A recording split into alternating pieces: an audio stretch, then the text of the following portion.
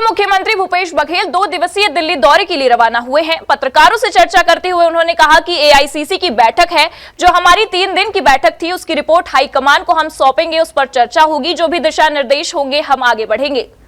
प्रदेश के पूर्व मुख्यमंत्री भूपेश बघेल ने प्रशासनिक फेरबदल को लेकर कहा कि नई सरकार बनी है, ट्रांसफर होते रहते हैं, अच्छा काम करे, सभी अधिकारियों को मैं शुभकामनाएं देता हूँ। महतारी बंधन योजना को लेकर के पूर्व सीएम ने कहा, अभी सरकार को काम करने दीजिए, जमीन पर उतरने दीजिए। पहले 3 मंत्री थे, फिर 1 हफ्ते बाद कैबिनेट बना, फिर 1 हफ्ते बाद विभाग मिला, उसके 1 हफ्ते बाद बंगला अलॉट हुआ। अभी अधिकारियों का ट्रांसफर हुआ है, अभी तक केवल विज्ञापन और होर्डिंग में ही था। मैं पहले ही बोला, अभी सरकार को काम करने दीजिए, जमीन पर उतरने दीजिए। अभी तो पहले तो 3 मंत्री थे, मुख्यमंत्री, 2 मुख्यमंत्री, फिर कैबिनेट बना 1 हफ्ते बाद, फिर 1 हफ्ते बाद उसका विभाग मिला है, उसके बाद 1 हफ्ते बाद बंगला अलॉट हुआ है। अभी अधिकारियों को ट्रांसफ़र हुआ है।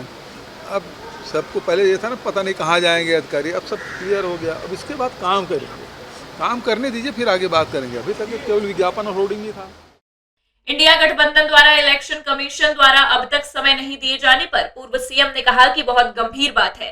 इलेक्शन कमीशन को विपक्ष की बात सुननी चाहिए। अगस्त से समय मांग रहे हैं, अभी तक आखिरी लेटर जयराम रमेश का है, जो हमारे महामंत्री भी है, राष्ट्रीय प्रवक्ता भी है, उसके बाद भी समय नहीं देना। इसका मतलब ये है आप विपक्ष की आवाज, उनकी बात सुनना ही नहीं चाहते। देश में ज्यादातर लोग ईवीएम पर उंगली उठा रहे हैं।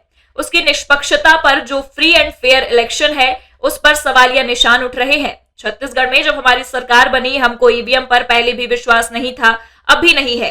हमने तो नगरीय निकाय चुनाव ईवीएम में नहीं, बैलेट पेपर में करवाया था।